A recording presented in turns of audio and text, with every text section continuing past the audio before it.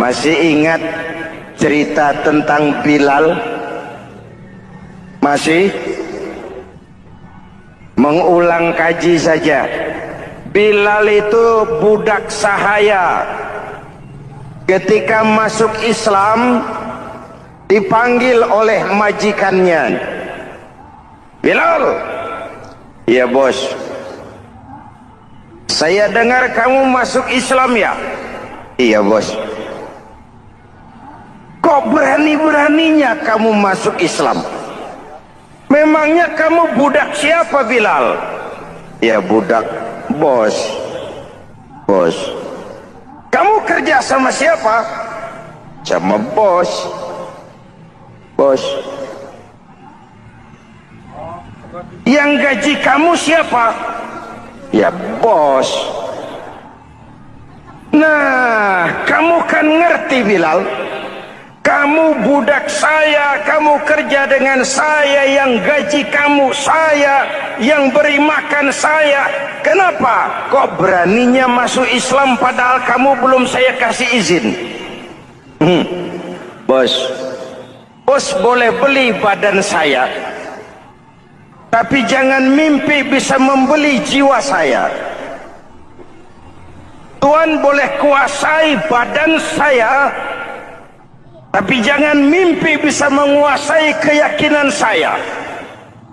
Saya memang benar Tuhan yang gaji, tapi kan saya digaji, saya kerja. Kerja itu kewajiban saya, gaji itu hak saya. Soal keyakinan, jangan ikut campur bos. Kurang ajar kamu Bilal. Biarin.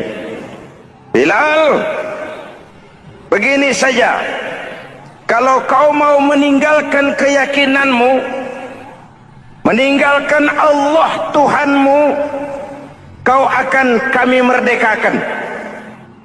Tapi kalau kau tetap dalam keyakinanmu, kamu akan saya siksa sampai mati. Bagaimana? Jangan mimpi bos. Lebih baik mati berkalang tanah daripada hidup bercermin bangkai. Biar saya gugur membela keyakinan daripada hidup jadi penjilat menjual akidah. Itu prinsip.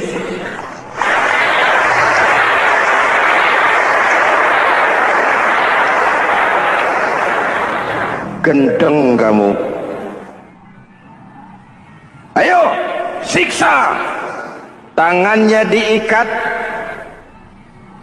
dihimpit dengan batu berat, dijemur dengan terik matahari padang pasir, terkelupas kulitnya, mengalir darah dari sekujur badannya, pecah bibirnya.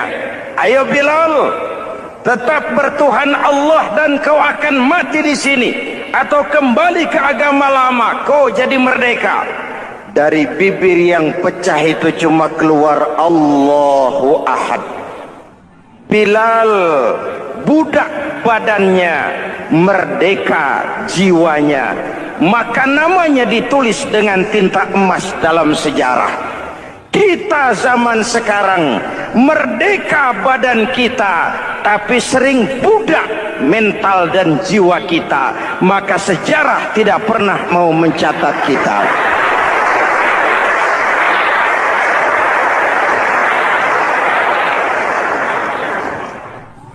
Ma'asyiral muslimin yang saya cintai, dalam contoh yang indah Rasul memberikan gambaran bahwa Islam ini bagaikan sebuah bangunan yang komponen pokoknya 5. Bunyal Islamu ala khamsin.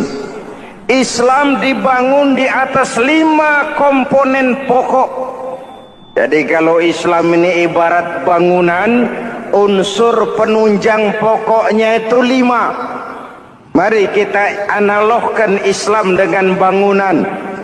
Kalau saudara akan membangun rumah, sebelum pasang tiang, pasang genteng, pasang jendela, apa yang lebih dulu dibangun? Fondasi. Kalau Islam ibarat bangunan, fondasinya adalah syahadatu an la ilaha illallah wa anna muhammadar rasulullah. Ini fondasi. Jikalau kuat fondasi, aman bangunan. Jikalau rapuh fondasi, lentur dan luntur bangunan. Maka kuat atau tidak kuatnya bangunan Islam kita bergantung kepada keyakinan dasar tadi, fondasi. Saya bersaksi tidak ada Tuhan selain Allah, artinya saya tidak akan menyembah kecuali hanya kepada Allah. Orang yang benar fondasinya beres sujudnya.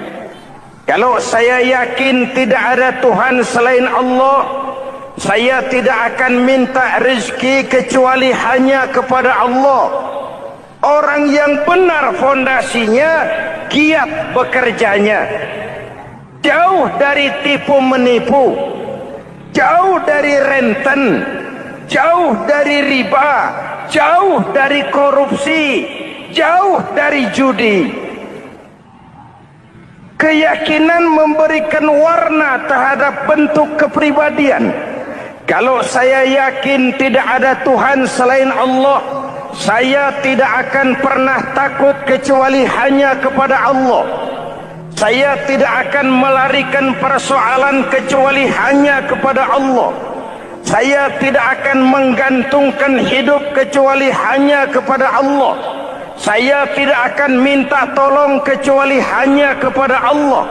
Meresap ke dalam jiwa.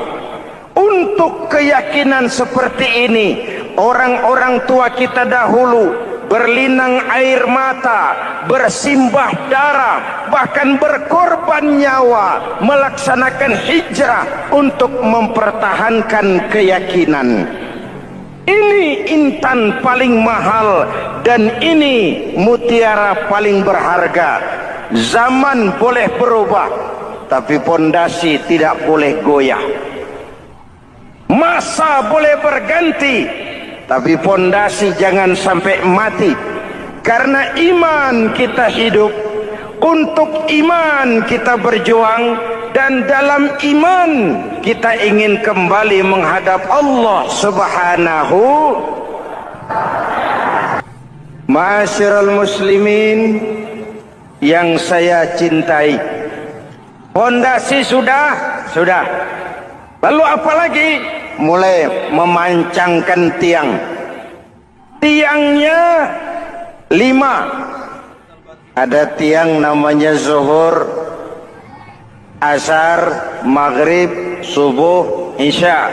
Tetapi agar bangunan menjadi kuat, ada tiang-tiang tambahan. Namanya rawatib dan nawafil. Rawatib itu ba'diyah atau qobliyah, nawafil itu di luar itu. Agar bangunan menjadi kuat, dibentuk pribadi lewat solat. Apa filsafatnya? Pertama, solat itu simbol penyerahan total kepada Allah. Kita ini sudah kontrak. Innallaha astara minal mu'minina anfusahum wa amwalahum bi anna lahumul jannah. Allah telah membeli dari orang-orang mukmin diri mereka, harta mereka, bagi mereka adalah surga. Penjual kita orang beriman, pembeli Allah, dagangannya amwal dan anfus, harganya adalah surga. Jelas? Penyerahan total itu dimulai dengan takbiratul ihram. Shalli fardal isya, Allahu akbar. Arahkan mata ke tempat kita sujud. Jangan lupa kalau sudah di atas, lupa dengan yang di bawah. Sudah jadi genteng, petatang peteteng di atas. Lalu bilang, merasa capek sendiri, kata genteng kepada tiang. Tiang, kamu si enak, kata genteng. Saya setengah mati di atas.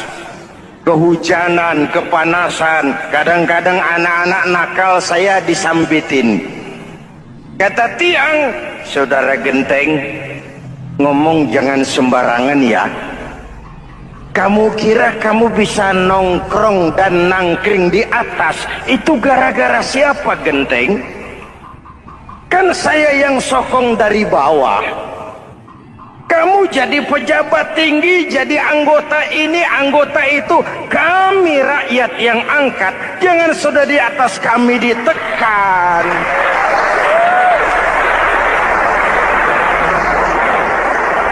Jangan agama dijadikan topeng untuk kepentingan pribadi.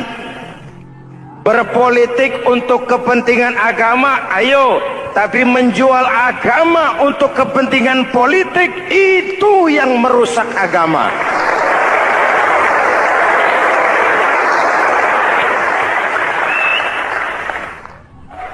Ini kan kita lagi prihatin sedang meluncur kasus Bulog Gate 2. Innalillahi wa inna ilaihi raji'un. Kita lihat sajalah para petinggi kita sekarang bagaimana menyikapi hukum. Sebab saya dengar ada bargaining. Orang takut teriak maling sapi karena DE maling wedus.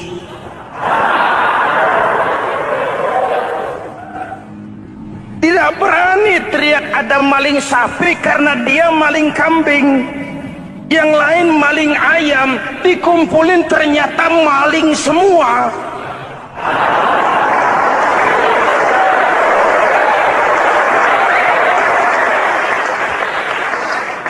Hadirin yang saya hormati, ini melukai rasa keadilan. Oleh karena itu, sholat mengajarkan kepada kita, dalam posisi berdiri, lihat tempat sujudmu. Jangan menteleng terus ke atas, lalu lupa dari mana kita berangkat. Itulah maknanya tawadhu, rendah hati, tidak melonjak angku dan sombong. Ada sebuah hadis, Rasulullah bersabda, "Idza aradallahu biqaumin khairan." Apabila Allah menginginkan kebaikan kepada satu bangsa, apabila Allah menginginkan kebaikan kepada satu kelompok rakyat, walla alaihim khulama'uhum, maka yang naik jadi pemimpin adalah orang-orang yang santun, orang-orang yang lemah lembut, bukan orang yang menggunakan kekerasan dan tiran. Sedikit-sedikit main pecat, itu terlambat lahir. Mestinya lahir di zaman Hitler, mestinya lahir di zaman Benito Mussolini, atau kalau mau lebih klasik lagi, di zaman Fir'aun.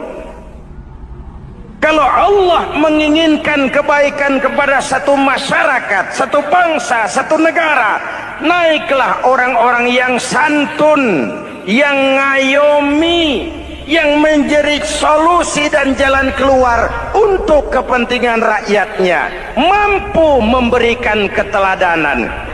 Tertarik dengan pidato Presiden Cina pada saat dilantik.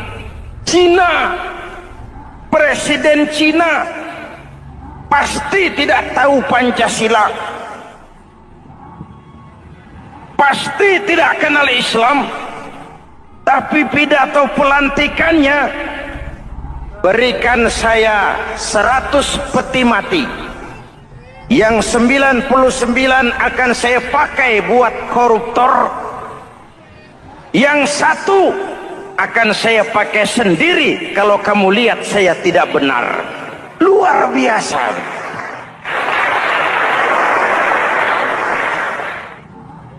Yang diperlukan sekarang ini keteladanan.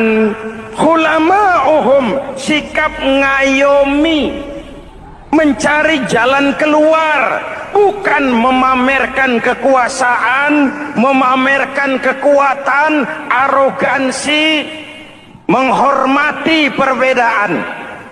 Itu ciri demokrasi. Lalu wa qada bainahum ulama'uhum, yang memutuskan hukum adalah pakarnya, ulamanya, mengambil keputusan secara profesional sehingga rakyat beroleh apa yang namanya kepastian hukum, merasa hidup terlindungi, aman dan nyaman. Lalu yang ketiga, wa ja'alal mala fi askhiyaihim, peredaran harta, pergerakan ekonomi berada di tangan orang-orang yang pemurah, yang tidak mau kaya sendiri, tidak mau senyum di atas penderitaan orang lain, menari di atas bangkai saudaranya. Hadirin yang saya hormati, ini cirinya.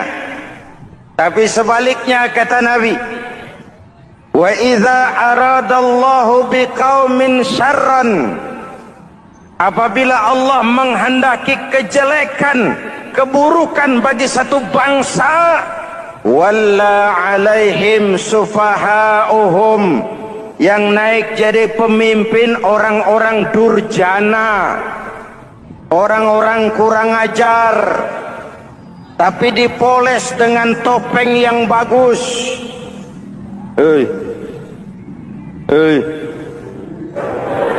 Ini musim topeng.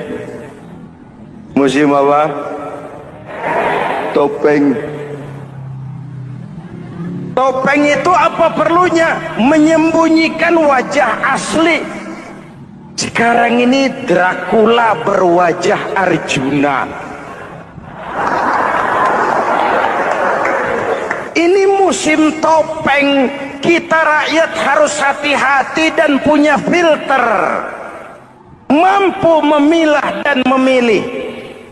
Walla alaihim sufaha'uhum wa qada bainahum juhaluhum, yang memutuskan hukum, yang mengambil keputusan orang-orang bodoh. Wa ja'alal mala fi bukhalaihim, peredaran harta, peredaran ekonomi jatuh di tangan orang-orang yang bakhil, yang tidak punya konsep menciptakan kemakmuran yang merata bagi seluruh rakyat Indonesia.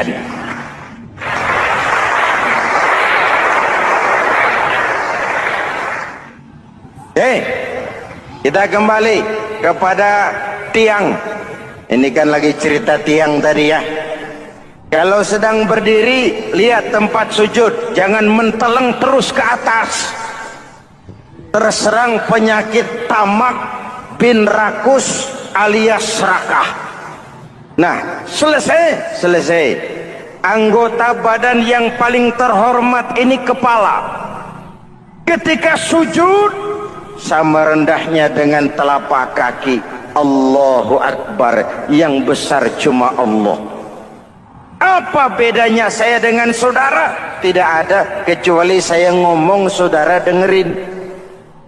Kita sama-sama beribadah, sama-sama mencari nilai tambah di hadapan Allah.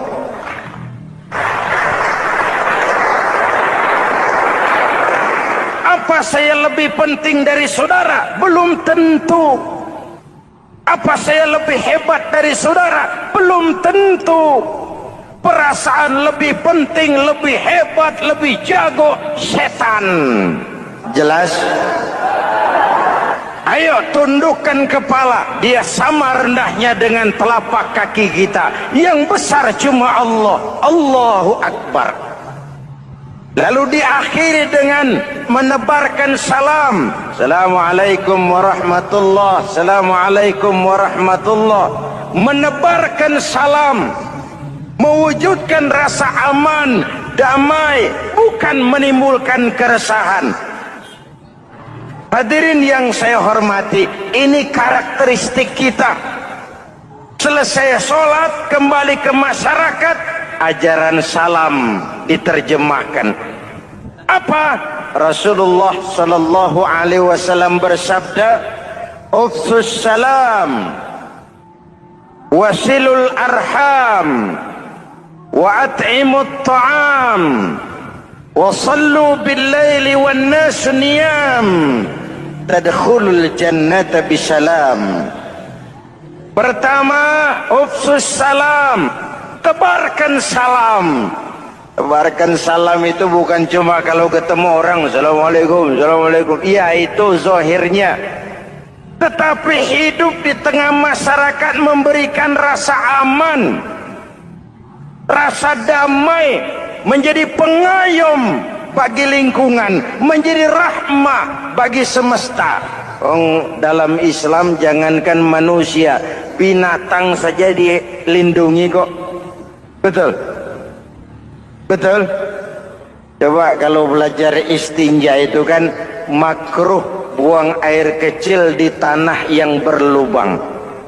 Kenapa? Pertama, melindungi binatang yang ada dalam lubang. Siapa tahu di lubang yang saudara kencingi ada semut sedang rapat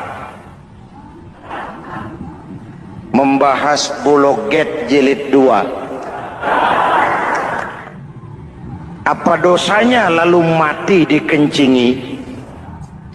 Ini namanya rahmatan lis semut.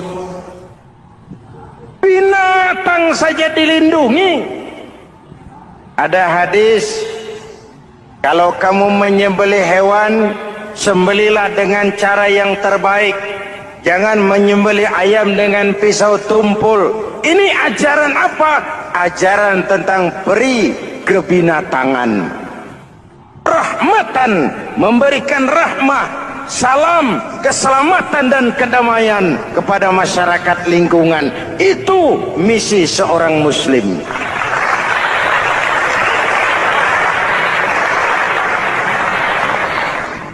Hadirin hadirat ma'asyiral muslimin yang saya cintai, saya kembali kepada pesan Nabi tadi itu. Pertama, ufsus salam, sebarkan salam. Sekarang ini kan yang banyak sebarkan isu, sebarkan fitnah, hancurkan nama baik orang, hantam orang di mana-mana. Padahal yang diajarkan ufsus salam, sebarkan perdamaian, bukan permusuhan. Cari kebenaran, bukan kemenangan.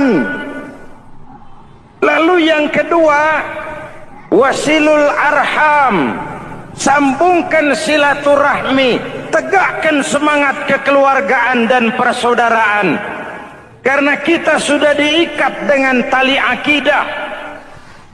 Mari kita saling bertanya setelah lewat hari-hari yang dimana kita seperti saling berhadapan, seperti tercabut dari akar budaya kita sebagai bangsa. Semangat gotong royong, semangat kekeluargaan makin lentur dan luntur, dan perlu kita angkat kembali ke permukaan. Silul arham, sambungkan semangat silaturahmi. Wa at'imut ta'am, berikan makan orang-orang yang kelaparan. Mempunyai kepekaan dan kepedulian. Jangan menari di atas penderitaan orang. Jangan tersenyum di atas isak tangis tetangga. At'imut ta'am, mempunyai kepedulian yang tinggi. Wa sallu bil laili wan nasu niyam, bangunlah di keheningan malam ketika orang sedang tidur. Istilah saya, kalau mau telepon Allah, Jangan lupa nomor teleponnya itu 44342. Jumlahnya 17. Zuhur, asar, maghrib, isya, subuh 44342. Jangan ragu-ragu. Kalau angka cukup, telepon sambung. Kalau angka kurang, hati-hati salah sambung. Pak, mau sambung yang lebih cepat bagaimana? Bisa. Selain nomor itu, coba pakai sambungan langsung jarak jauh. Namanya SLJJ. Kapan? Tengah malam. Kenapa tengah malam? Lebih murah. Lebih murah. Saluran kosong, telepon jarang yang pakai, orang banyak tidur. Wa minal laili fatahajjad bihi nafilatan lak asa ayyab'athaka rabbuka maqaman mahmuda. Nun di keheningan malam, bangun. Seperti bapak-bapak, ibu sering bangun tengah malam ya bu? Ya. Ngapain?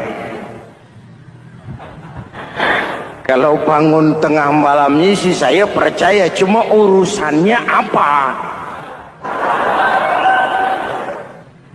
Kira bangun tengah malam mau tahajud, malaikat sudah mau nulis, cuma buang air kecil, tidur lagi. Hampir salah tulis saya.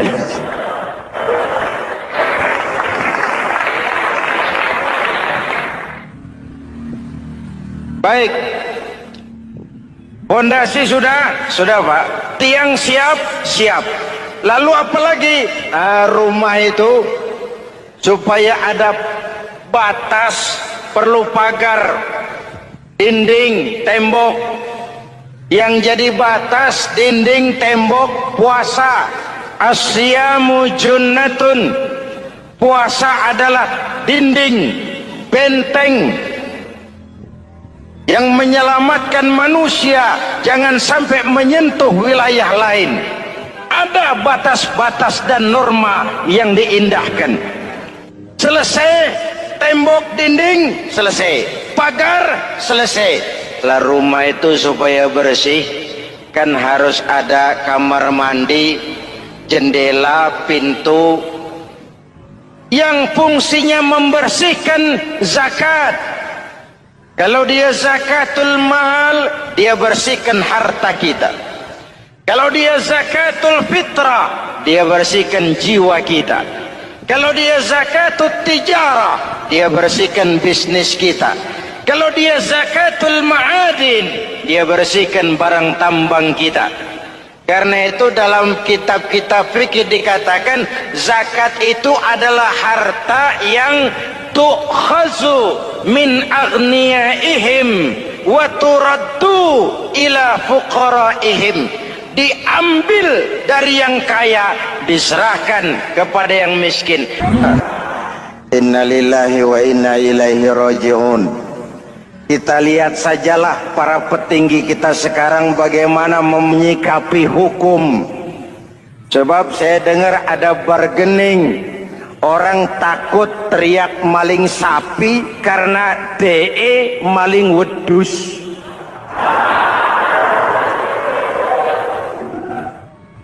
Tidak berani teriak ada maling sapi karena dia maling kambing. Yang lain maling ayam, dikumpulin ternyata maling semua.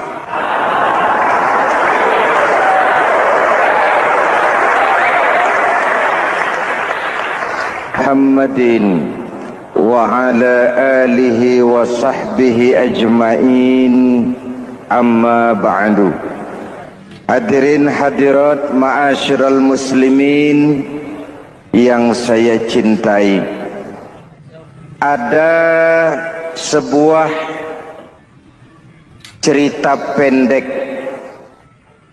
seorang pengendara sepeda motor ditangkap oleh Pak Polisi, lalu diperiksa, ini motor siapa?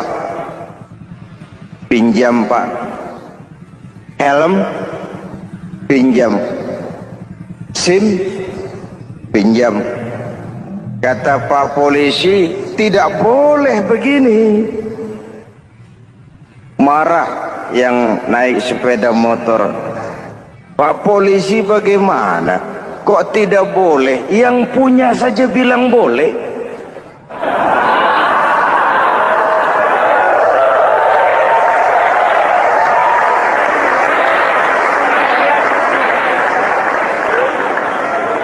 Cerita ini memberikan gambaran bagaimana masyarakat kita sekarang cenderung memboleh-bolehkan diri sendiri, melahirkan permissive society. Masyarakat serba boleh dengan ukuran sakarpe dewe. Itu sebabnya agama diturunkan. Dalam contoh yang indah, Rasul memberikan gambaran bahwa Islam ini bagaikan sebuah bangunan yang komponen pokoknya 5. Bunyal Islamu ala khamsin. Islam dibangun di atas 5 komponen pokok. Jadi kalau Islam ini ibarat bangunan, unsur penunjang pokoknya itu 5. Mari kita analogkan Islam dengan bangunan. Kalau saudara akan membangun rumah, sebelum pasang tiang, pasang genteng, pasang jendela, apa yang lebih dulu dibangun? Fondasi. Kalau Islam ibarat bangunan, fondasinya adalah syahadatu an la ilaha illallah wa anna muhammadar rasulullah. Ini fondasi. Jikalau kuat fondasi, aman bangunan. Jikalau rapuh fondasi, lentur dan luntur bangunan. Maka kuat atau tidak kuatnya bangunan Islam kita bergantung kepada keyakinan dasar tadi, fondasi. Saya bersaksi tidak ada Tuhan selain Allah, artinya saya tidak akan menyembah kecuali hanya kepada Allah. Orang yang benar fondasinya beres sujudnya. Kalau saya yakin tidak ada Tuhan selain Allah, saya tidak akan minta rezeki kecuali hanya kepada Allah. Orang yang benar fondasinya, giat bekerjanya, jauh dari tipu menipu, jauh dari renten, jauh dari riba, jauh dari korupsi, jauh dari judi. Keyakinan memberikan warna terhadap bentuk kepribadian. Kalau saya yakin tidak ada Tuhan selain Allah, saya tidak akan pernah takut kecuali hanya kepada Allah. Saya tidak akan melarikan persoalan kecuali hanya kepada Allah. Saya tidak akan menggantungkan hidup kecuali hanya kepada Allah. Saya tidak akan minta tolong kecuali hanya kepada Allah. Meresap ke dalam jiwa. Untuk keyakinan seperti ini, orang-orang tua kita dahulu berlinang air mata, bersimbah darah, bahkan berkorban nyawa, melaksanakan hijrah untuk mempertahankan keyakinan. Ini intan paling mahal dan ini mutiara paling berharga.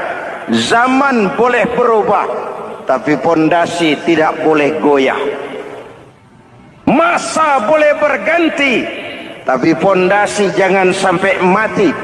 Karena iman kita hidup, Untuk iman kita berjuang, dan dalam iman kita ingin kembali menghadap Allah Subhanahu. Masih ingat cerita tentang Bilal? Masih? Mengulang kaji saja. Bilal itu budak sahaya. Ketika masuk Islam, dipanggil oleh majikannya. Bilal, ya bos, saya dengar kamu masuk Islam ya? Iya bos. Kok berani-beraninya kamu masuk Islam? Memangnya kamu budak siapa Bilal? Ya budak bos. Bos. Kamu kerja sama siapa? Sama bos. Bos. Yang gaji kamu siapa? Ya bos. Nah, kamu kan ngerti Bilal. Kamu budak saya, kamu kerja dengan saya, yang gaji kamu saya, yang beri makan saya. Kenapa? Kok beraninya masuk Islam padahal kamu belum saya kasih izin? Bos, bos boleh beli badan saya, tapi jangan mimpi bisa membeli jiwa saya. Tuan boleh kuasai badan saya, tapi jangan mimpi bisa menguasai keyakinan saya. Saya memang benar Tuan yang gaji, tapi kan saya digaji, saya kerja. Kerja itu kewajiban saya, gaji itu hak saya. Soal keyakinan, jangan ikut campur bos. Kurang ajar kamu Bilal. Biarin. Bilal, begini saja. Kalau kau mau meninggalkan keyakinanmu, meninggalkan Allah Tuhanmu, kau akan kami merdekakan. Tapi kalau kau tetap dalam keyakinanmu, kamu akan saya siksa sampai mati. Bagaimana? Jangan mimpi bos. Lebih baik mati berkalang tanah daripada hidup bercermin bangkai. Biar saya gugur membela keyakinan daripada hidup jadi penjilat menjual akidah. Itu prinsip.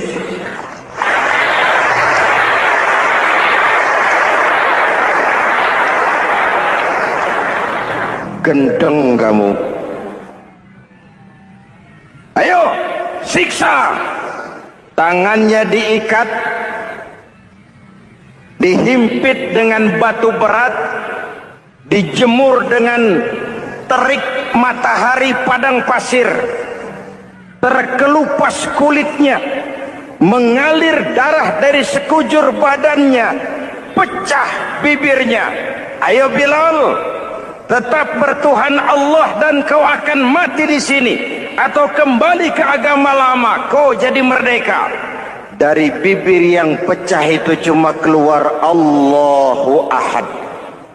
Bilal budak badannya, merdeka jiwanya, maka namanya ditulis dengan tinta emas dalam sejarah. Kita zaman sekarang merdeka badan kita, tapi sering budak mental dan jiwa kita, maka sejarah tidak pernah mau mencatat kita.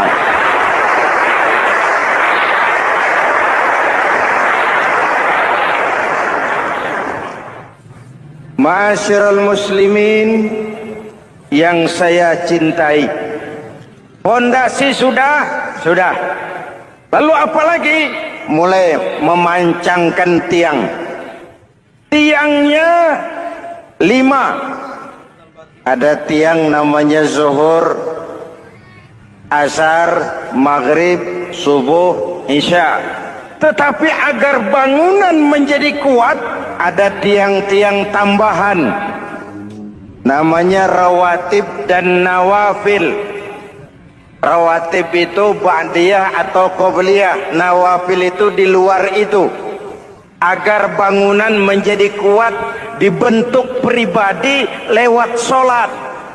Apa filsafatnya? Pertama, sholat itu simbol penyerahan total kepada Allah. Kita ini sudah kontrak. Innallaha astara minal mu'minina anfusahum wa amwalahum bi anna lahumul jannah. Allah telah membeli dari orang-orang mukmin diri mereka, harta mereka, bagi mereka adalah surga. Penjual kita orang beriman, pembeli Allah, dagangannya amwal dan anfus, harganya adalah surga. Jelas?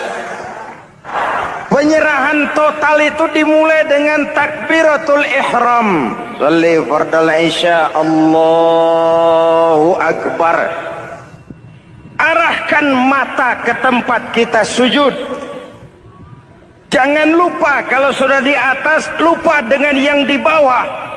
Sudah jadi genteng, petatang peteteng di atas. Lalu bilang, merasa capek sendiri, kata genteng kepada tiang. Tiang, kamu sih enak, kata genteng. Saya setengah mati di atas. Kehujanan, kepanasan, kadang-kadang anak-anak nakal saya disambitin. Kata tiang, saudara genteng, ngomong jangan sembarangan ya. Kamu kira kamu bisa nongkrong dan nangkring di atas, itu gara-gara siapa genteng? Kan saya yang sokong dari bawah. Kamu jadi pejabat tinggi, jadi anggota ini, anggota itu. Kami rakyat yang angkat. Jangan sudah di atas kami ditekan.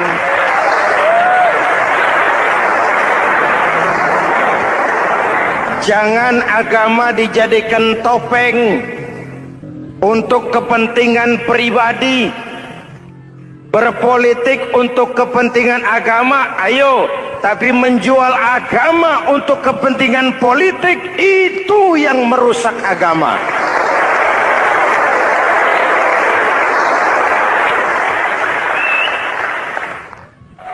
Ini kan kita lagi prihatin sedang meluncur kasus Bulog Gate 2. Innalillahi wa inna ilaihi raji'un. Kita lihat sajalah para petinggi kita sekarang bagaimana menyikapi hukum. Sebab saya dengar ada bargaining.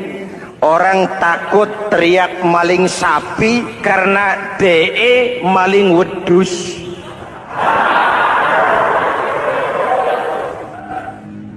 Tidak berani teriak ada maling sapi karena dia maling kambing. Yang lain maling ayam, dikumpulin ternyata maling semua.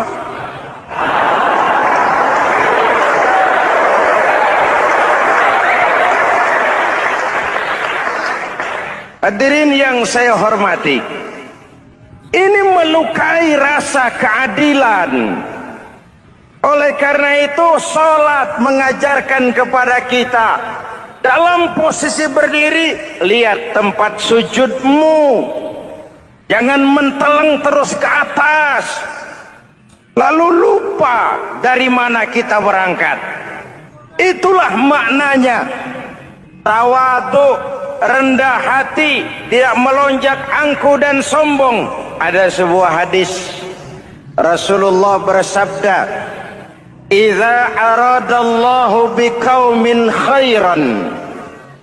Apabila Allah menginginkan kebaikan kepada satu bangsa, apabila Allah menginginkan kebaikan kepada satu kelompok rakyat, walla alaihim khulama'uhum, maka yang naik jadi pemimpin adalah orang-orang yang santun, orang-orang yang lemah lembut, bukan orang yang menggunakan kekerasan dan tiran. Sedikit-sedikit main pecat, itu terlambat lahir. Mestinya lahir di zaman Hitler. mestinya lahir di zaman Benito Mussolini, atau kalau mau lebih klasik lagi di zaman Fir'aun. Kalau Allah menginginkan kebaikan kepada satu masyarakat, satu bangsa, satu negara, naiklah orang-orang yang santun, yang ngayomi, yang menjadi solusi dan jalan keluar untuk kepentingan rakyatnya, mampu memberikan keteladanan. Tertarik dengan pidato Presiden Cina pada saat dilantik. Presiden Cina pasti tidak tahu Pancasila, pasti tidak kenal Islam, tapi pidato pelantikannya, berikan saya 100 peti mati, yang 99 akan saya pakai buat koruptor, yang satu akan saya pakai sendiri kalau kamu lihat saya tidak benar. Luar biasa.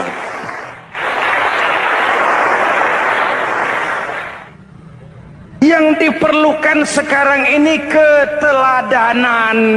Hulama'uhum, sikap ngayomi, mencari jalan keluar, bukan memamerkan kekuasaan, memamerkan kekuatan, arogansi, menghormati perbedaan.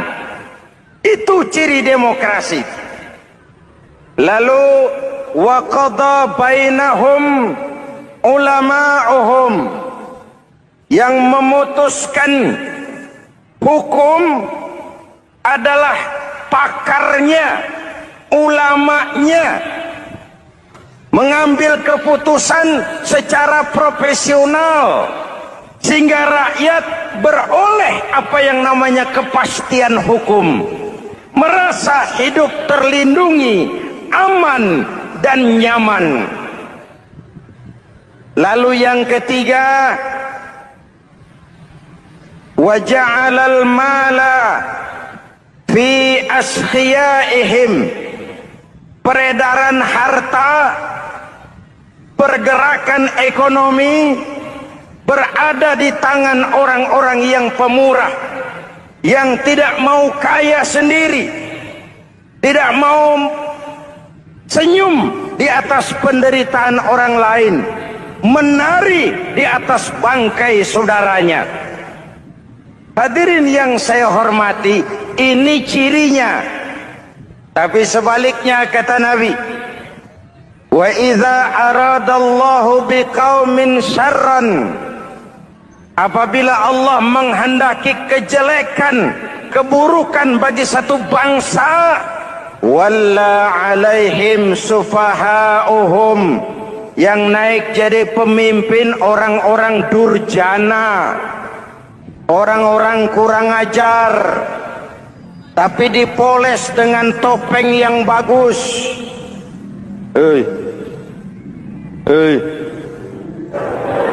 Ini musim topeng.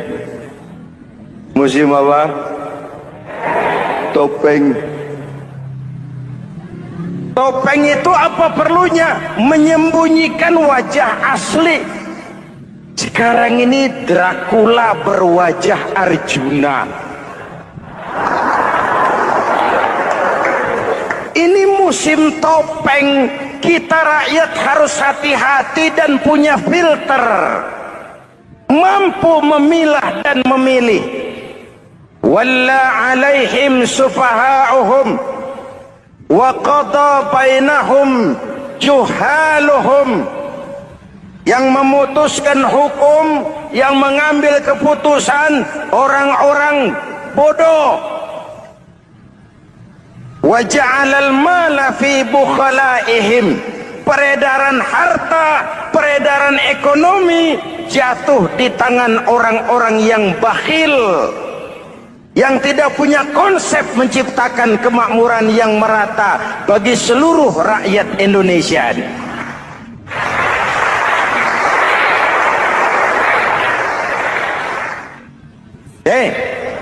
Kita kembali kepada tiang Ini kan lagi cerita tiang tadi ya. Kalau sedang berdiri, lihat tempat sujud, jangan menteleng terus ke atas. Terserang penyakit tamak bin rakus alias serakah. Nah, selesai. Anggota badan yang paling terhormat ini kepala. Ketika sujud, sama rendahnya dengan telapak kaki. Allahu Akbar, yang besar cuma Allah. Apa bedanya saya dengan saudara? Tidak ada, kecuali saya ngomong saudara dengerin. Kita sama-sama beribadah, sama-sama mencari nilai tambah di hadapan Allah.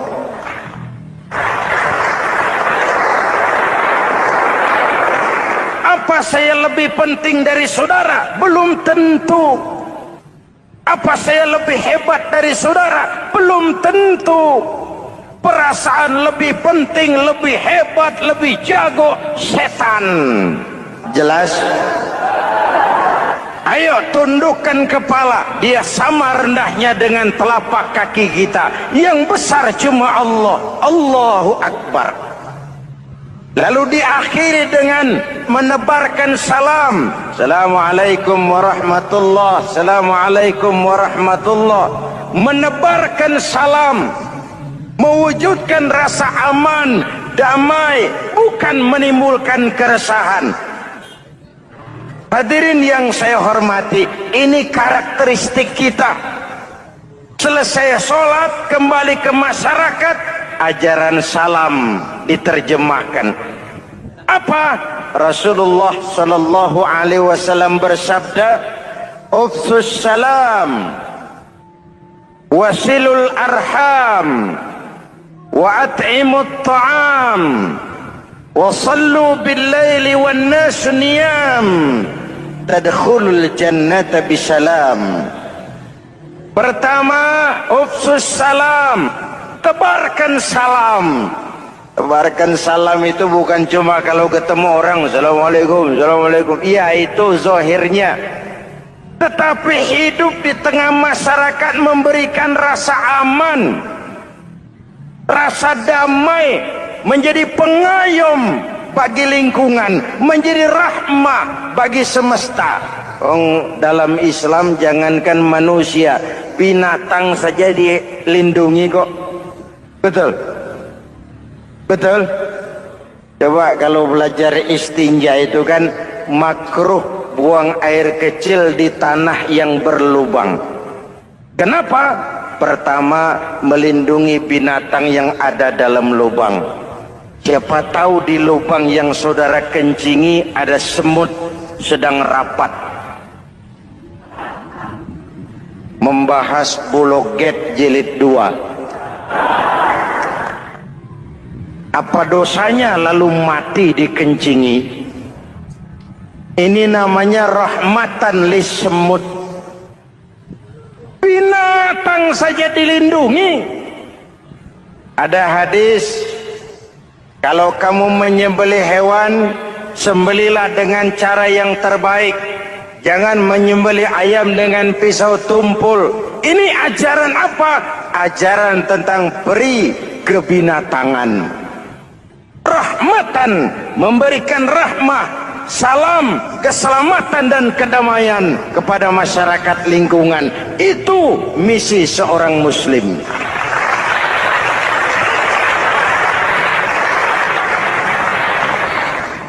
Hadirin hadirat ma'asyiral muslimin yang saya cintai, saya kembali kepada pesan Nabi tadi itu. Pertama, ufsus salam, sebarkan salam. Sekarang ini kan yang banyak sebarkan isu, sebarkan fitnah, hancurkan nama baik orang, hantam orang di mana-mana.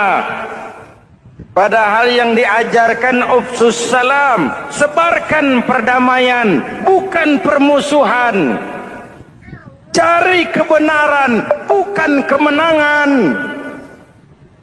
Lalu yang kedua, wasilul arham, sambungkan silaturahmi, tegakkan semangat kekeluargaan dan persaudaraan. Karena kita sudah diikat dengan tali akidah. Mari kita saling bertanya setelah lewat hari-hari yang dimana kita seperti saling berhadapan, seperti tercabut dari akar budaya kita sebagai bangsa. Semangat gotong royong, semangat kekeluargaan makin lentur dan luntur, dan perlu kita angkat kembali ke permukaan. Silul arham, sambungkan semangat silaturahmi. Wa at'imut ta'am, berikan makan orang-orang yang kelaparan, mempunyai kepekaan dan kepedulian. Jangan menari di atas penderitaan orang, jangan tersenyum di atas isak tangis tetangga. At'imut ta'am, mempunyai kepedulian yang tinggi. Wa sallu bil laili wan nasu niyam, bangunlah di keheningan malam ketika orang sedang tidur. Istilah saya, kalau mau telepon Allah, jangan lupa nomor teleponnya, 44342. Jumlahnya 17. Zuhur, asar, maghrib, isya, subuh, 44342. Jangan ragu-ragu. Kalau angka cukup, telepon sambung. Kalau angka kurang, hati-hati salah sambung. Pak, mau sambung yang lebih cepat bagaimana? Bisa. Selain nomor itu, coba pakai sambungan langsung jarak jauh. Namanya SLJJ. Kapan? Tengah malam. Kenapa tengah malam? Lebih murah. Lebih murah. Saluran kosong, telepon jarang yang pakai, orang banyak tidur. Wa minal laili fatahajjad bihi nafilatan lak asa ayyab'athaka rabbuka maqaman mahmuda. Nun, di keheningan malam bangun. Seperti bapak-bapak, ibu sering bangun tengah malam ya Bu? Ya. Ngapain? Kalau bangun tengah malamnya sih saya percaya, cuma urusannya apa? Kira bangun tengah malam mau tahajud, malaikat sudah mau nulis, cuma buang air kecil, tidur lagi. Hampir salah tulis saya.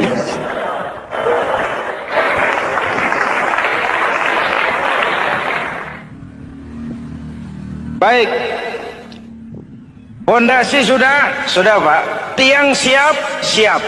Lalu apa lagi? Rumah itu supaya ada batas, perlu pagar, dinding, tembok. Yang jadi batas, dinding, tembok, puasa. Asyamu junnatun, puasa adalah dinding, benteng yang menyelamatkan manusia jangan sampai menyentuh wilayah lain. Ada batas-batas dan norma yang diindahkan. Selesai, tembok, dinding, selesai. Pagar, selesai. Lah rumah itu supaya bersih, kan harus ada kamar mandi, jendela, pintu, yang fungsinya membersihkan zakat. Kalau dia zakatul mal, dia bersihkan harta kita. Kalau dia zakatul fitrah, dia bersihkan jiwa kita. Kalau dia zakatul tijarah, dia bersihkan bisnis kita. Kalau dia zakatul ma'adin, dia bersihkan barang tambang kita.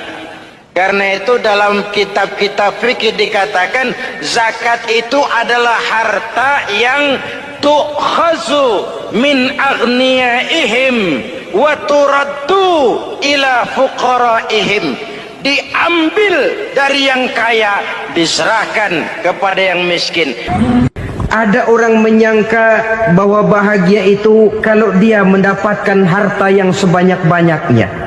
Siapa yang banyak harta, dialah raja.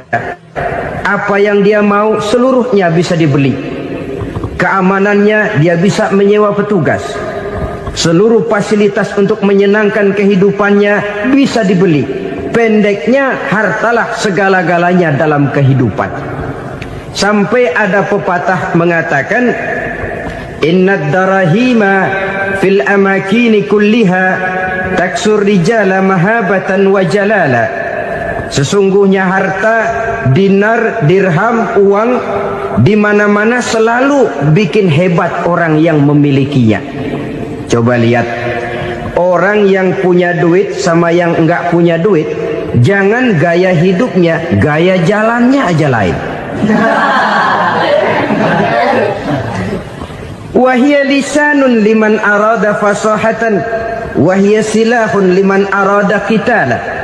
Uang adalah senjata yang paling ampuh bagi orang yang mau pergi perang, dan lidah yang paling fasih bagi orang yang mau bicara. Kalau bicara dengan lidah macet, cobalah bicara dengan harta, lancar. Sampai ada pepatah demikian, segalanya bisa diatur dengan harta. Maka di kalangan orang yang berpandangan semacam itu, seluruh kegiatan hidupnya hanya terfokus kepada bagaimana mengumpulkan harta yang sebanyak-banyaknya. Tidak peduli halal haram, tidak kenal sore pagi siang dan malam, tidak sempat sujud, jauh dari agama, jauh dari kehidupan yang bersifat ruhaniyah, jauh dari Allah dan sebagainya. Sampai dalam Al-Quran dikelompokkan dalam kelompok yang dinamakan lumazah. Allazi jama'a malahu wa'addadah yahsabu anna malahu akhladah.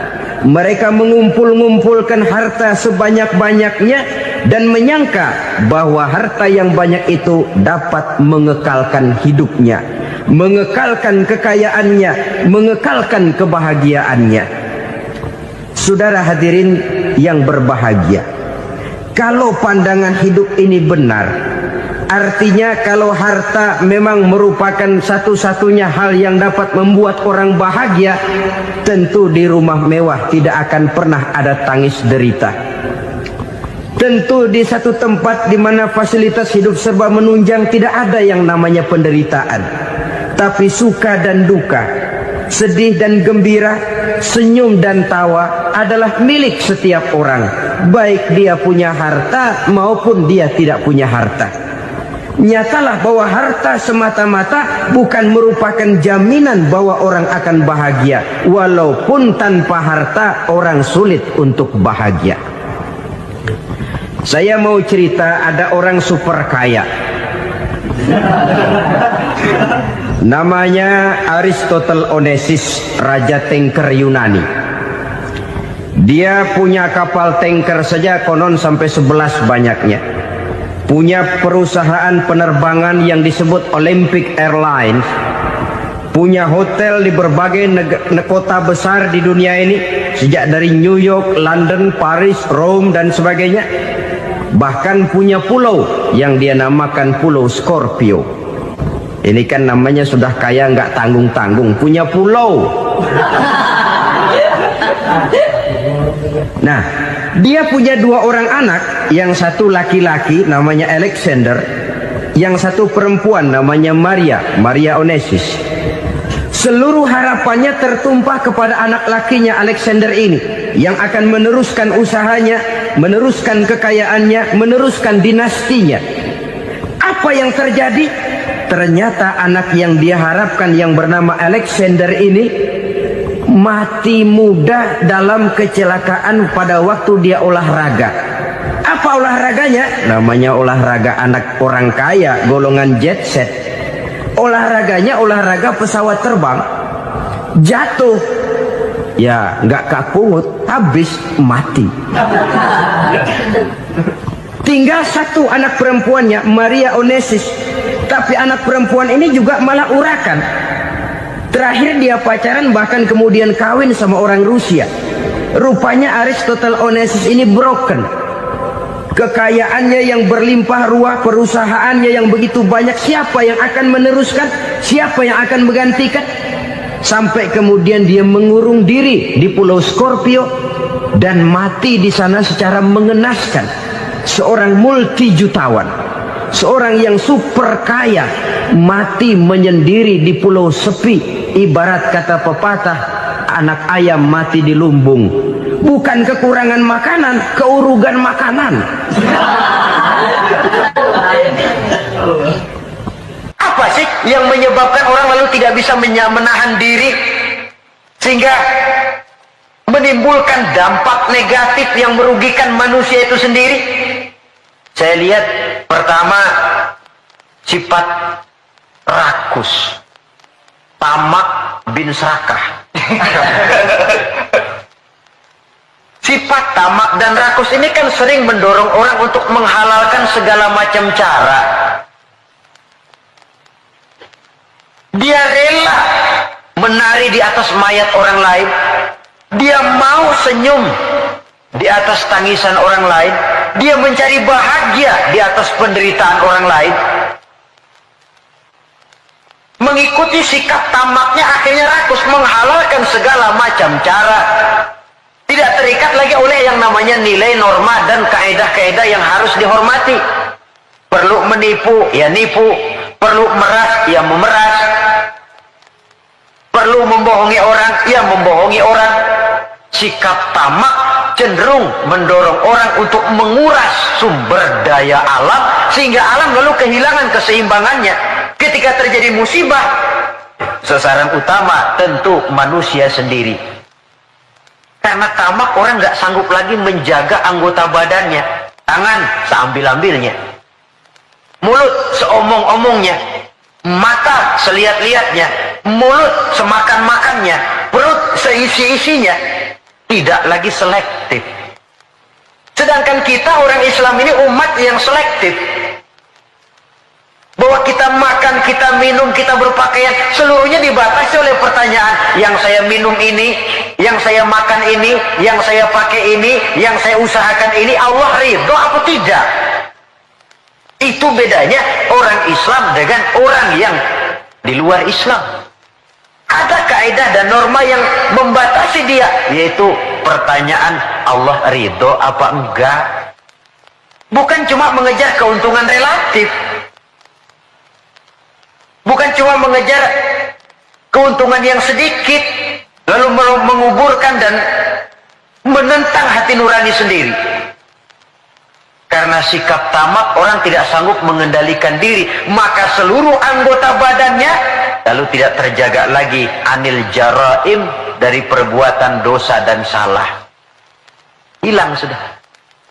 Nah, orang begini kalaupun dia suci daripada hadas kecil dan hadas besar, tapi anggota badan lainnya tidak terpelihara dari perbuatan dosa, lah sama juga bohong.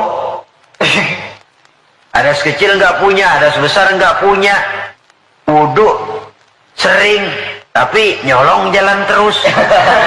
Mulutnya fitnah orang, suka betul, gunjing orang, iya. Makan yang haram, iya. Nipu orang lain, iya. Itu namanya tidak menjaga anggota badan dari kotoran-kotoran yang abstrak. Ini yang saya lihat penyebab pertama, sikap tamak. Yang kedua, sikap materialistis. Ini merupakan pemacu paling utama. Sikap materialistis yang ideologinya biasanya ideologi perut ini. Hidup cuma isi perut. Karena itu materi tujuan utama. Kalau perlu nipu, nipu. Kalau perlu ngebohongin orang, ngebohongin orang. Kalau perlu korupsi, korupsi.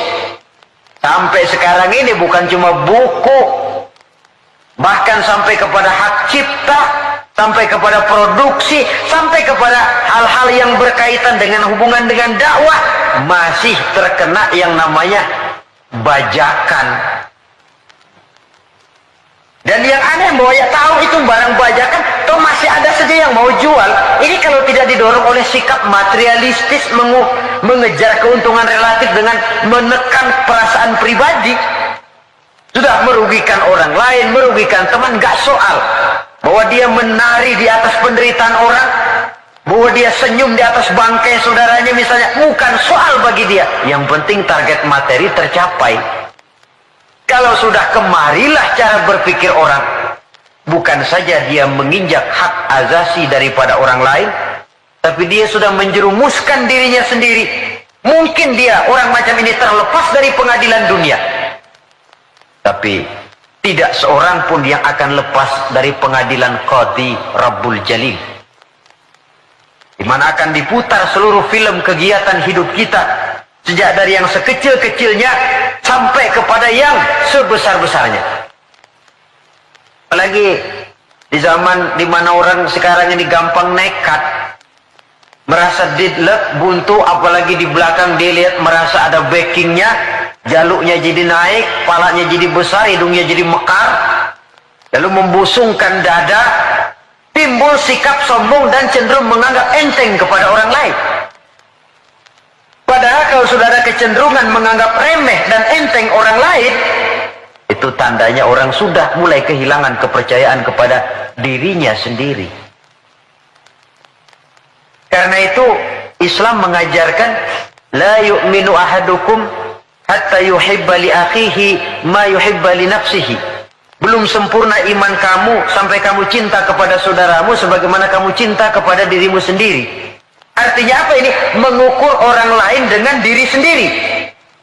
Kalau orang lain tanpa salah saya tempeleng, sakit nggak? Sakit. Saya pun begitu.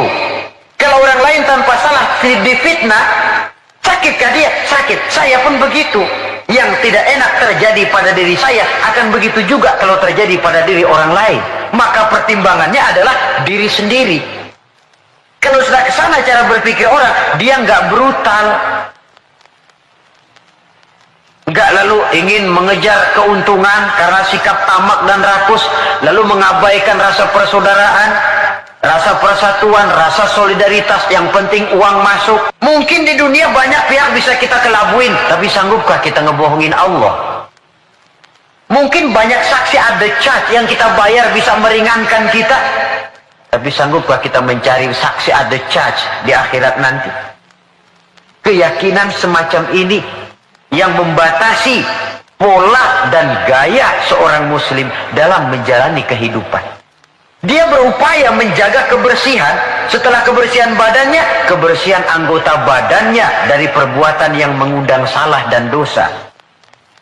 Setelah sikap materialis, saya lihat lagi yang mendorong orang tidak sanggup mengendalikan diri dan menjaga diri dari kotoran tadi.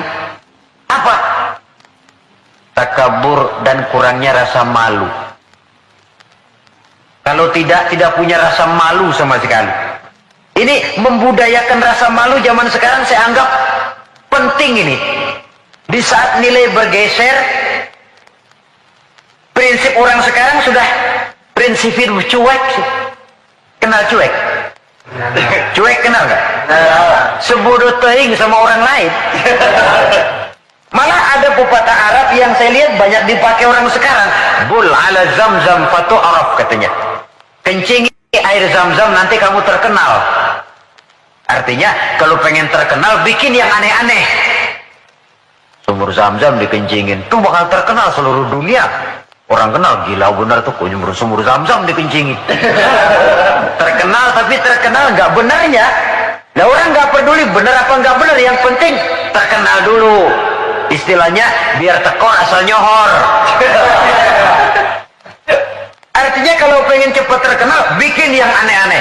Pakaian yang aneh-aneh, rambut yang aneh-aneh, gaya jalan yang aneh-aneh, cara bergaul yang aneh-aneh. Makin dianggap aneh, makin cepat terkenal. Kalau dulu kita dianggap aneh kan malu, risih rasanya, riskan. Orang apa sih kamu pada ngeliatin gua, ada yang gak beres apa? Sekarang malah sengaja dicari yang paling aneh dan demonstratif. Demonstratif. Membudayakan rasa malu ini saya anggap cukup mendesak zaman sekarang ini. Sebab ini termasuk salah satu sumber etika. Pejabat tahu malu, pengusaha tahu malu, organisasi tahu malu, pemimpin tahu malu, orang tua tahu malu, anak muda tahu malu, remaja tahu malu. Apalagi kalau mau bercermin kepada Rasulullah sallallahu alaihi wasallam. Imam Abu Ja'far Al-Barzanji menceritakan akhlak Nabi itu, wa kana sallallahu alaihi wasallam syadidal haya. Beliau orang yang sangat pemalu. Dari saking malunya saja, pernah ketika remaja diajak memperbaiki Ka'bah naik ke atas, jubahnya tersingkap angin, kakinya kelihatan dengan orang di bawah, beliau turun muka pucat merah, keringat bercucuran karena kakinya kelihatan oleh orang di bawah, padahal orang yang di bawah laki-laki semua, malu. Saya lihat zaman sekarang malu nomor 18. Yang penting nyohor dulu. Kalau masih ada rasa malu kan masih ada semacam nilai yang harus kita indahkan. Tapi kalau sudah nggak ada rasa malu, tidak ada rasa menyesal, tidak ada rasa telah melakukan sesuatu yang tidak baik, itu akibatnya kalau sudah kehilangan rasa malu. Saudara-saudara kaum muslimin yang berbahagia, apa nasibnya agama umat ini kalau kita sudah kehilangan rasa malu? Perbuatan apa yang tidak akan negatif dan tidak akan mengarah setidak-tidaknya kepada perbuatan negatif kalau kita sudah tidak punya rasa malu? Nah, kalau orang sudah nggak punya rasa malu, sudah nggak punya timbangan, karenanya cuek. Tahu cuek? Udah masa bodoh aja dah. Orang mau bilang apa kek, yang penting kan untung, yang penting kan duit masuk, yang penting kan terkenal. Sehingga jangan heran kalau sekarang di kampung-kampung walau orang pakai baju kayak mau mentas di televisi saja. Padahal nggak kemana-mana.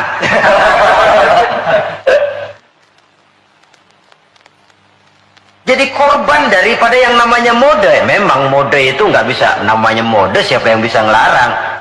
Mode itu musim, musim kan nggak bisa dilarang. Musim hujan bisa nggak dilarang? Ya. Tidak bisa dilarang, kalau sudah datang ya datang, musimnya habis. Musim rambutan nggak bisa dilarang, nggak boleh musim rambutan, ya tetap saja. Tapi kalau musimnya sudah habis ya habis. Mode juga begitu. Nggak bisa dilarang, nanti gilirannya habis, ya habis saja. Dulu pernah itu anak muda mode ya, bikin celana bawahnya kecil bener, botol aja nggak masuk. Emang lagi mode semuanya celana begitu. Habis musimnya, habis. Rubah lagi ganti mode, bawahnya lebar, tutbray katanya, jangan botol, monyet masuk. Modelnya habis. Taruhlah musim nggak bisa dilarang, cuma sekurang-kurangnya kalau ada rasa malu kan kita bisa mantesin diri. Bisa mantesin diri, ini yang penting. Sehingga halakam ru'un lam ya'rif qadrahu, kata orang. Celaka orang kalau nggak tahu kedudukan harga dirinya. Saya ini siapa, tinggal di mana, bawa gaya macam itu pantas apa enggak? Saya ini dagang, teman saya juga dagang. Kalau dengan cara begini wajar apa enggak? Bagaimana masa depan daripada kekompakan, kesatuan dan persatuan? Dia pencipta, ini pencipta. Kalau saya jiplak hak ciptanya, bagaimana nantinya? Tahu diri, lalu ada ukuran, timbul rasa malu. Nah kalau sudah ke sana, sikap menghormati orang lain, lalu pun timbul karenanya membudayakan rasa malu.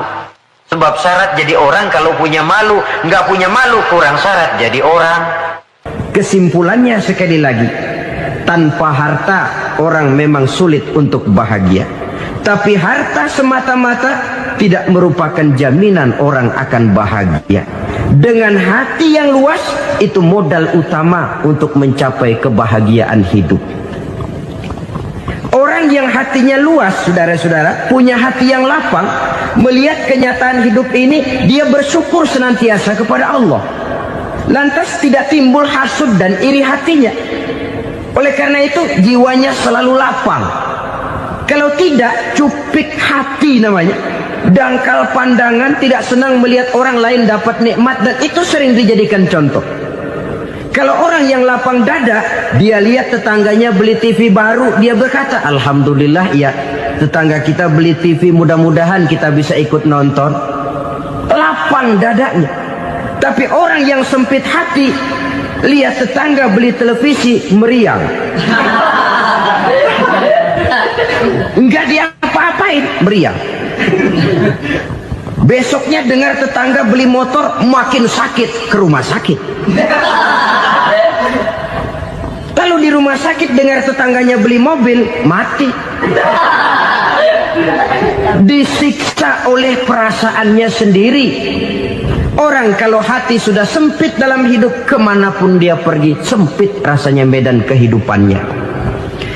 Kemudian kita melihat juga ada orang yang menilai bahwa bahagia itu katanya kalau punya kedudukan yang tinggi, pangkat yang agung, wibawa yang besar.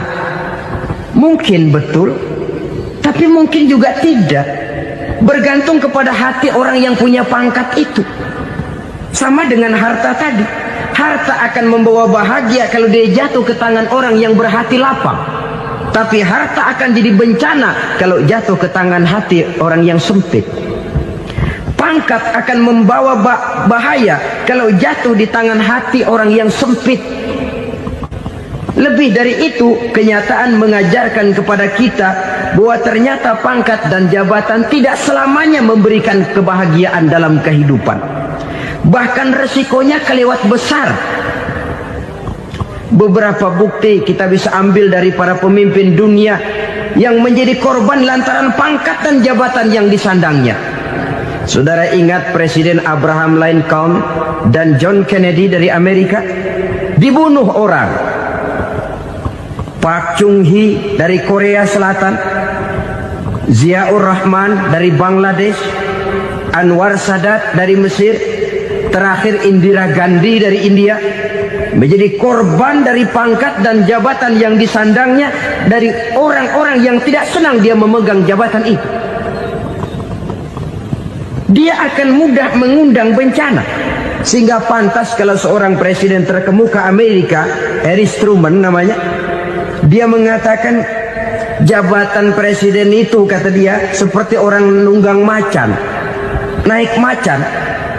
Harus kita taiki, kalau enggak dia bakal nerekam kita, ngeri katanya. Adapun orang yang hatinya lapang, kalau dia menerima pangkat dan jabatan, dianggapnya itu satu kesempatan untuk berbuat baik. Tapi orang yang berhati sempit, menerima pangkat dan jabatan, bukan kadang-kadang menerima, malah berusaha setengah mati mencapai dengan segala cara. Kalau perlu jilat atas, jilat atas. Jadi golongan sumuhun dawuh. Jadi kelompok kulon nuwun, yes sir, yang kerjanya cuma oke bos. Kalau perlu jilat atas, jilat atas. Kalau perlu injak yang bawah, injak yang bawah. Perlu sikut kiri kanan, sikut kiri kanan. Yang penting pangkat dapat, jabatan dapat. Orang yang semacam ini, kalau sudah mempunyai pangkat dan jabatan, biasanya dia tidak menganggap itu sebagai amanah, tidak menganggap sebagai kesempatan berbuat baik, tapi malah kesempatan untuk memperturutkan hawa nafsunya yang dilatar belakangi oleh kesempitan hatinya tadi. Apalagi kalau orang memperoleh pangkat karena banyak mengeluarkan uang. Seakan-akan pangkat dan jabatan itu sekarang macam proyek, pakai tender. Siapa yang berani bayar segini, naik. Nggak berani, minggir. Padahal logikanya, kalau orang mencapai satu jabatan karena banyak mengeluarkan uang, hampir bisa dipastikan bahwa setelah jabatan itu dia pegang, langkah pertama yang akan dilakukannya ialah berusaha bagaimana uang yang dia keluarkan supaya kembali. Ya paling kurang pulang modal dulu dong. Soal mikirin rakyat, soal nanti, tapi ini modal harus pulang. Itu celakanya kalau orang memperoleh pangkat dan jabatan cuma karena banyak mengeluarkan uang. Jarang orang yang mempunyai keyakinan dan pandangan bahwa pangkat dan jabatan merupakan amanah. Jadi sekali lagi, pangkat dan jabatan mungkin saja membawa kebahagiaan kalau jatuh ke tangan orang yang berhati lapang. Tapi bisa jadi bencana kalau dia jatuh ke tangan orang yang mempunyai hati yang sempit. Dan lagi-lagi stresnya hati yang lapang. Lalu sebagian orang, saudara, ada yang berpandangan katanya bahagia itu kalau jadi orang terkenal, mempunyai popularitas, menjadi idola di kalangan remaja, di kalangan orang tua, di segala lapisan masyarakat. Padahal makin populer orang makin terikat dia. Ya kalau macam kita ini kan nggak punya nama, nggak populer, tengah malam buta mau nongkrong di warung Tegal aman. Tapi pangkat, jabatan, kedudukan, popularitas menyebabkan kita diikat dengan berbagai macam peraturan. Cuma mandi sama ke WC saja yang nggak dikawal.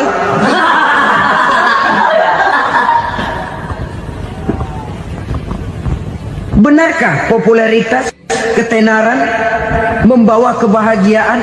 Mungkin, ya, tapi mungkin juga tidak. Kenapa?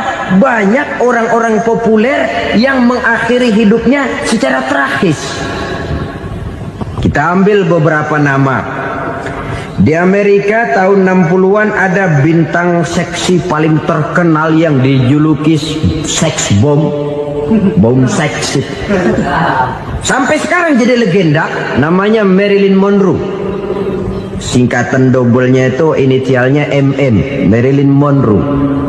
Terkenal, top, sampai dia mati tahun 62. Namanya sekarang masih saja dibicarakan orang. Kenapa dia bunuh diri? Tidak punya hartakah dia? Banyak. Kurang populerkah dia? Seluruh dunia mengenalnya. Sejak rakyat kecil sampai pejabat tinggi dia punya hubungan. Kenapa? Jenuh. Dia terlahir dalam keadaan yatim. Setelah itu tidak lama dia berangkat remaja, ibunya meninggal. Pindah dari wanita asuh ke wanita asuh sampai 12 orang ibu angkatnya. Dan kekecewaan yang paling parah, setiap laki-laki yang dekat dengannya hanya seperti kapal berlabuh. Datang dan pergi silih berganti. Padahal dia merindukan seseorang yang bisa melindungi hidupnya. Dia rindukan itu dan dia tidak pernah menemukan. Itu yang akhirnya menyebabkan dia minum pil tidur kelewat dosis. Minum obat tidur kebanyakan. Ya tidur terus sampai sekarang.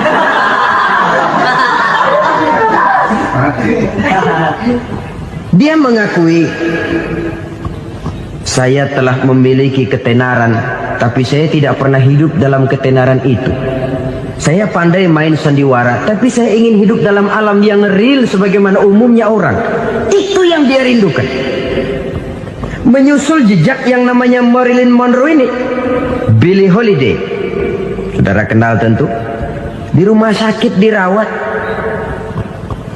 Dia juga minum obat overdosis, mati lagi. Jimi Hendrix minum obat tidur overdosis kelewat batas, mati lagi. Lalu yang menghanyutkan diri di danau, Janis Joplin dan Brian Jones. Ini orang-orang populer, orang-orang terkemuka yang mengakhiri hidup secara tragis. Bukan karena tidak terkenal, mungkin karena sudah saking terkenalnya. Contoh paling belakangan, Bruce Lee. Wah, ini tukang-tukang kepruk tentu kenal siapa dia. Sampai sekarang pun tabir kematiannya masih merupakan misteri. Dan yang masih hidup juga menunjukkan gejala yang aneh. Michael Jackson, rumahnya di Beverly Hills itu dijaga sedemikian rupa, dan dia selalu curiga kepada setiap makanan. harus steril, bersih dari segala macam kimia.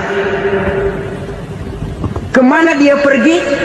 Itu tukang-tukang kepruk sudah selalu menjaga dan mengawal, dan dia seakan takut menunjukkan mukanya yang asli.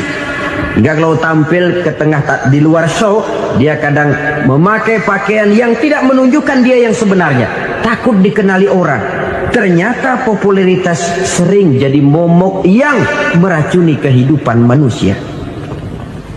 Oleh karena itu, benarlah junjungan kita pada saat beliau mengajarkan orang akan bahagia kalau dia mempunyai hati yang lapang. Nah, sekarang masalahnya untuk mendapatkan hati yang lapang, caranya bagaimana? Kita kembali kepada konsep Quran. Allah mengajarkan, ala inna bi dzikrillahi tatmainnul qulub. Ketahuilah bahwa dengan banyak mengingat Allah, hati akan tenang, jiwa akan lapang. Dengan kata lain, dekat dengan agama, merasakan kehadiran Allah dekat dalam hidup. Itu muara pertama untuk mencapai hati yang lapang. Ala inna bi dzikrillahi tatmainnul qulub. Jangan macam orang sekarang ingin mendapatkan ketenangan lalu tapak di puncak gunung, di gua-gua, di tempat sepi. Iyalah kalau nggak ada ular. Kalau tergigit ular berbisa, ketenangan belum, mati jelas itu. Islam positif untuk mendapatkan ketenangan. Ala inna bi dzikrillahi tatmainnul qulubi. Bahwa ketahuilah bahwa dengan banyak mengingat Allah, hati akan tenang, jiwa akan lapang, nuansa pikiran akan luas. Karena yang namanya bahagia ada dimanapun manusia berada. Di kampung ada bahagia, di kota ada bahagia, di ngarai, di lembah, di gunung, di hutan, di lautan, di angkasa luar, dimanapun bahagia itu ada kalau kita bermodalkan hati yang lapang ini. Dan hati akan lapang kalau kita dekat dengan agama. Dekat dengan harta buat sementara hati mungkin tenang, tapi ketenangan yang relatif dan temporer. Apalagi orang tiap kali tambah harta, tiap kali tambah rencana. Itu wajar. Mungkin sebelumnya saudara berpikir, kalau punya duit 5.000 enak nih. Begitu punya duit 5.000, aduh sayang kalau 10.000 aja. Tiap kali tambah harta, tiap kali lain rencana. Makin banyak rencana, makin menjauhkan kita dari yang namanya ketenangan. Padahal ketenangan merupakan unsur utama untuk mencapai bahagia. Dan ketenangan itu bermuara dalam hati manusia.